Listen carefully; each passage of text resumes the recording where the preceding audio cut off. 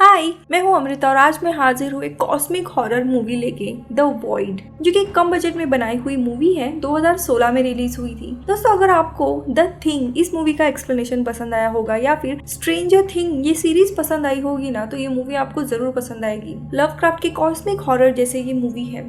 Movie शुरू होती है 80s 90s के जमाने में एक उजाड़ टाउन में। कहीं पे भी लोग नहीं दिखाई दे रहे और एक सुनसान घर में हम विंसेंट और साइमन इन दो लोगों को देखते हैं जो उस घर के सारे लोगों को मारकर जला रहे थे। इन्हीं लोगों में से जेम्स नाम का एक लड़का इन दोनों से बच के भाग जाता है और जो भी बचे कुछ लोग थे उनको विंसेंट जला देता है। तो जंगल के उस तरफ हम डेप्यूटी शेरिफ डैनियल को देखते हैं जो जेम्स को जंगल से बाहर आते हुए देखता है। जेम्स ब्लीड कर रहा था, इसीलिए उसे वो नजदीकी हॉस्पिटल में लेके जाता है। ये हॉस्पिटल भी बंजर पड़ा हुआ था क्योंकि कुछ महीनों पहले वहाँ पे आग लगी थी, इसीलिए अभी वहाँ पे कोई भी पेशेंट नहीं जाता। हॉस्पिटल में गिना चुना स्टाफ था जिसमें doctor Richard Powell, Beverly Allison और किम नाम की नर्स, एक पेशेंट क्लिफ और प्रेग्नेंट पेशेंट मैगी और उसके दादाजी बेन थे। एलिसन डैनियल की एक्स वाइफ थी।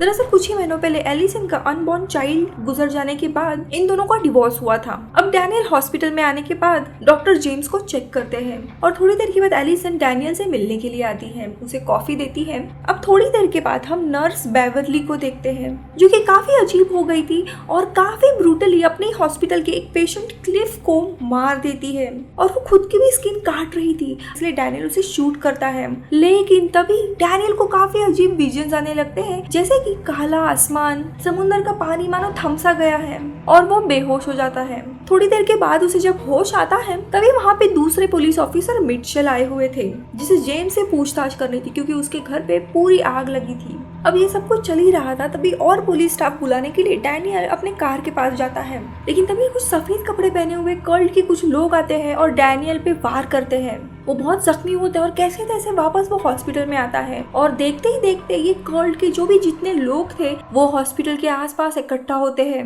ये सब लोग डर जाते हैं कि क्या चल रहा है। तभी डॉक्टर पॉवेल आते हैं और डैनियल की जख्म ठीक करते हैं और उसे होश में लाते हैं। लेकिन तभी दूसरा पहाड़ इनके सर आके गिरता है। जो जेम्स था वो होश में आया था और जोरों जोरों से चीख रहा था। डैनियल और मिचेल वहाँ पे देखने के लिए जाते हैं तो वहाँ का माहौल तो दोस्तों और भी अजीब हुआ था। जो बेवरली और क्लिफ ये दोनों की भी लाशें रखी हुई थी वो अब अजीब क्रीचर में बदल गई थी।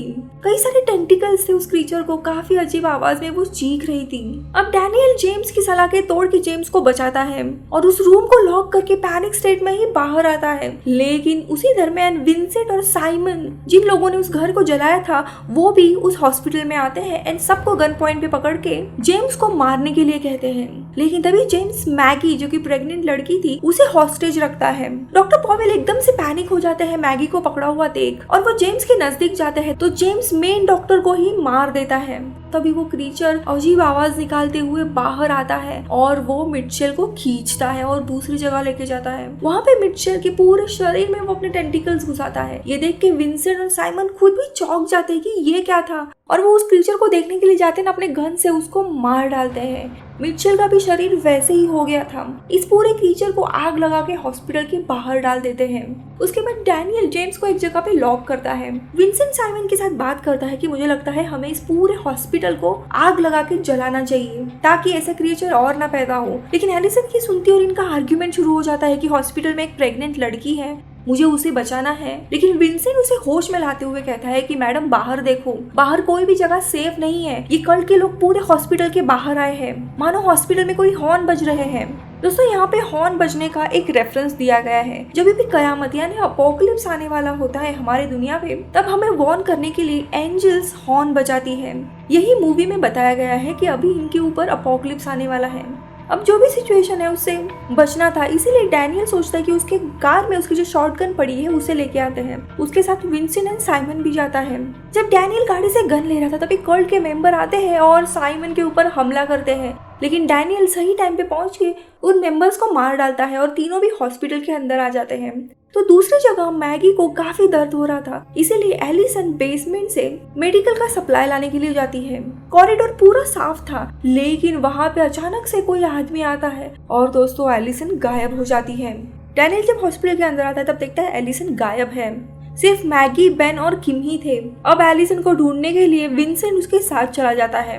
वो दोनों भी एक रूम में पहुंचते तो वहाँ पे उन्हें कल्ट के मेंबर्स के कुछ फोटो दिखाई देते हैं, जिसमें जेम्स भी था और एक फोन जो कि अभी तक डेड पड़ा हुआ था। वहाँ पे पॉवेल का कॉल आता है और वो डैनियल को कहता है, मैं तुम्हारे और एलिसन की मदद करूंगा, तुम्हें जो चाहिए वो सब कुछ मिलेगा, तुम्हें जो विजन आया था वो भी सच होने वाला है। अब डैनियल कंफ्यूज होता है कि डॉक्टर तो मर गए थे तो अभी जिंदा कैसे है और एलिसन कहाँ गायब हुई। अब ये क्या मामला है, ये देखने के लिए ये लोग जेम्स का इंट्रोगेशन करने के लिए जाते हैं। और यहाँ पे दोस्तों मूवी का पहला प्लॉट रिवील होता है। डॉक्टर पॉवेल ही इस कल्ट के ओनर है। स्टार्टिंग में विंसेंट और साइमन ने घर के लोगों को मारा था, वो सारे लोग कल्ट के ही मेंबर थे। डॉक्टर और बाकी मेंबर्स मिलके लोगों के ऊपर एक्सपेरिमेंट करते थे, अजीब तरह से उन्हें ट्रांसफॉर्म या म्यूटेट करने की कोशिश कर रहे थे ताकि मरे हुए लोगों को वापस जिंदा कर सके। एक लड़के ने जेम्स को फंसा के इस कल्ट में शामिल किया था। इतनी ही बात जेम्स को बता दी, लेकिन दोस्तों अभी तक ये पता नहीं चला था कि कोई मरने के बाद उस क्रीचर में म्यूटेट कैसे हो रहा है। यह हमें जल्दी पता चलेगा। डैनियल, विंसेंट, साइमन और जेम्स ये चारों भी अभी एलिसन को ढूंढने के लिए बेसमेंट में चले जाते हैं। दोस्तों जब एलिसन नीचे गई थी तब रास्ता साफ था, लेकिन अब वही कॉरिडोर पूरा अलग बन गया था, मानो ये लोग किसी दूसरी दुनिया में प्रवेश कर रहे हैं। तो दूसरी जगह हम फाइनली एलिसन को देखते हैं, जिसे डॉक्टर पॉवेल ने ऑपरेशन थिएटर में बंद करके रखा था और वो यहाँ पे उसे एक चीज बताने लगता है। और दोस्तों यहाँ पे मूवी का मेन प्लॉट रिवील होता है। डॉक्टर पॉवेल की बेटी सारा इस दुनिया से चली गई थी। इसके कारण पॉवेल को काफी गहरा सदमा लगा था। वो ऐसे कोई रास्ते ढूंढ रहा था जिससे वो अपनी बेटी को वापस ला सके। इसी दरमियान पॉवेल को द वॉइड, ये एक अलग डायमेंशन की दुनिया के बारे में पता लगा। इस डायमेंशन की मदद से वो मरे हुए लोगों को म्यूटेट करके उन्हें एक नई जिंदगी दे सकता था। इस कल्ट में वही मेंबर शामिल हो रहे थे जिन्हें जिंदगी और मौत के पार जाना था, हमेशा के लिए जिंदा रहना था, जो ऊपर वाले को नहीं मानते थे। लेकिन डॉक्टर को अभी भी ये नहीं पता था कि उसकी बेटी जो सालों पहले मर गई है उसे कैसे वापस लाना है, और ये जानने के लिए ही वो अलग अलग एक्सपेरिमेंट कर रहा था। वो एलिसन को आगे बताता कि तुम्हारा भी सपना था कि तुम माँ बनो, अब वही तुम्हारा सपना मैं पूरा करूंगा। और दोस्तों जब वो चादर हटाता है तब हम देखते हैं एलिसन के पेट से कुछ अजीब चीजें मूव हो रही थी। ऐसे ही एक्सपेरिमेंट वो कई सालों से कर रहा है। काफी लोगों पे उसने एक्सपेरिमेंट किए हैं, उनको एक नया जन्म दिया है, लेकिन उन लोगों को उनका ये नया रूप पसंद नहीं आया। लेकिन मैं उन्हें मरने नहीं दूंगा। आज भी वो लोग हॉस्पिटल के बेसमेंट में रह रहे हैं। इनफैक्ट उन्हीं लोगों ने हॉस्पिटल में आग लगाई थी ताकि उन्हें मुक्ति मिले। उसे फाइनली रास्ता मिल गया था कि कैसे वो अपने बेटी को वापस लाए, और आज रात वो उसे वॉइड के थ्रू वापस लाने वाला था।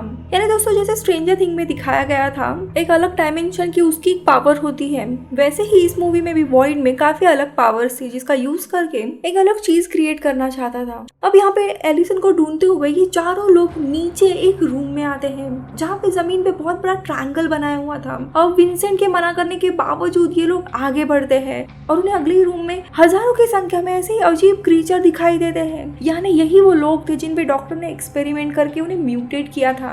ये पूरी जगह वॉइड में ट्रांसफॉर्म हो रही थी और वॉइड के कारण ही ये चारों भी लोग अपने अपने गिल्ट में मैनिपुलेट हो रहे थे।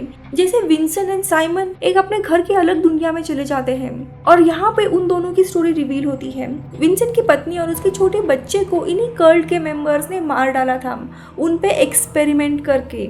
साइमन भी वहाँ पे था और उसे भी काफी ज्यादा मारा था, इसीलिए वो अपने माँ और छोटे भाई को बचा नहीं पाया। विंसेंट उस वक्त वहाँ पे नहीं था, इसी के कारण विंसेंट साइमन को दोषी ठहराता है कि उसके कारण उसकी माँ और छोटा भाई मर गया है, और वो उसी रियलिटी में साइमन को काफी मारने लगता है। लेकिन साइमन कैसे तैसे उसे होश में लाके इस दुनिया में वापस लाता है। ये जो हादसा हुआ था इसी के कारण साइमन और विंसेंट उस कल्ट के लोगों को ढूंढ रहे थे, उन्हें मार रहे थे। तो यहाँ पे दोस्तों ऊपर दूसरी जगह पे मैगी जो कि अभी तक दर्द में थी वो अचानक से ठीक हो जाती है और अपने दादाजी बेन को ही मार डालती है। और यहाँ पे रिवील होता है कि वो भी खुद कल्ट की मेंबर है। उसे जो बच्चा होने वाला है वो इनफैक्ट डॉक्टर पॉवेल का ही है, यानी उसी के थ्रू डॉक्टर पॉवेल की बेटी जन्म लेने वाली है एक नए रूप में। उसको लेने के लिए कल्ट के मेंबर आ जाते हैं। अब ये सब नजारा देख के किम बहुत ही डर जाती है और एक जगह छुप जाती है। चारों तरफ क्रीचर इनके ऊपर हमला करने लगते हैं। ये सब लोग छुपने के लिए जाते हैं, लेकिन जेम्स को एक क्रीचर पकड़ता है और वो मारा जाता है। डैनियल फाइनली एलिसन को ढूंढता है एक रूम में। उसे पहले तो वो एक नॉर्मल प्रेग्नेंट दिखाई देती है, वो खुश हो जाता है, लेकिन फिर उसका असली ट्रांसफॉर्मेशन हमें दिखता है। वो अजीब तरीके से म्यूटेट होके क्रीचर में कन्वर्ट हो गई थी। डॉक्टर पॉवेल उसे कहता है कि मैंने उसे माँ बनाया है। अब ये सुनते ही डैनियल अपने होश में आ जाता है और वो उस क्रीचर को मार डालता है। जैसे ही उस रूम से बाहर आता है वो एक मेन रूम में ट्रांसपोर्ट हो जाता है जहाँ पे काफी सारे लाशें थी, सफेद कपड़ों में लोग खड़े थे, सामने ही एक बड़ा सा ट्रायंगल था और वहीं पे पॉवेल था जो कि खुद अभी म्यूटेड हो गया था। जो दीवार पे ट्रायंगल था वो दरअसल वॉइड डायमेंशन का गेट था। यहाँ पे मैगी को लाया जाता है और मैगी डैनियल को स्टैप करती है। पॉवेल धीरे धीरे अपनी चीजें बोल के उस ट्रायंगल को यानी उस गेट को वो ओपन करने लगता है, अपने बेटी को इनवाइट करता है। लेकिन जैसे ही वो ये सारी चीजें करने लगता है मैगी तड़पने लगती है और वैसे ही वो मर जाती है। और दोस्तों उसके शरीर से एक नया क्रीचर जन्म लेता है जो कि अजीब तरीके से वो म्यूटेड हुआ था। जोरों जोरों से वो क्रीचर चीख रहा था और पॉवेल उसे वेलकम करता है एज उसकी बेटी। तभी वहाँ पे विंसेंट एंड साइमन आके उस क्रीचर को बंदूक से मारने लगते हैं। क्रीचर इन दोनों को भी पीछे जाता है और विंसेंट को पकड़ लेता है और उसके शरीर को भी वो ट्रांसफॉर्म करने लगता है। लेकिन तभी वो अपने और उस क्रीचर के शरीर पे एक केमिकल डालता है और साइमन को जलाने के लिए कहता है। साइमन अपने पिता को ही नहीं मार सकता था लेकिन उनका तड़पना देख के वो फाइनली उन्हें जला देता है और वो क्रीचर तड़पने लगता है। ये देख के डरा हुआ साइमन एसी के वेंट में छुप के दूसरे साइड से निकलता है। क्या मेन रूम में पॉवेल डैनियल को पकड़ता है और उसे अपने कल्ट में शामिल होने के लिए कहता है, लेकिन डैनियल सीधा उसे उस वॉइड के गेट में ही डाल देता है और इसी के कारण वॉइड डायमेंशन का जो पोर्टल था वो बंद होने लगता है। अब इसके कारण ये जो जगह पे वॉइड का इम्पैक्ट था वो सारा टूटने लगता है। साइमन भी डरते हुए जा रहा था, उसके पीछे क्रीचर लगा था, उसकी दीवारें सिकुड़ने लगती है और भागते भागते सामने ही वो सीधा हॉस्पिटल में आ जाता है अपने दुनिया में और वो दीवार पूरी तरीके से बंद हो जाती है। वो भी शॉक में रहता है कि अभी क्या हुआ, वो दुनिया कहाँ गई। लेकिन वॉइड का वो पोर्टल बंद होने के कारण ये पूरी दुनिया का जो बीच का रास्ता था वो भी बंद हो गया था। उसे डरी हुई किम मिलती है और दोस्तों आखिरी में हम इस उजाड़ सुनसान गांव में सूरज की एक खूबसूरत किरण देखते हैं। यानी डैनियल, विंसेंट, साइमन इन्हीं लोगों के कारण वॉइड इस दुनिया का असर अपने दुनिया से खत्म हो गया था। तो दूसरी जगह पे हम डैनियल और एलिसन को वॉइड के डायमेंशन में कैद हुआ देखते हैं। लेकिन एलिसन अपने नॉर्मल रूप में कैसे है या फिर डॉक्टर पॉवेल कहाँ पे है, ये बातें मूवी में क्लियर नहीं की गई है। अगर आपको इन सवालों के बारे में पता है तो प्लीज मुझे कमेंट्स में बताइए और अगर आपको ये मूवी पसंद आए तो प्लीज इसे लाइक कीजिए। मैं मिलूंगी आपसे अगले वीडियो में, तब तक के लिए बाय बाय।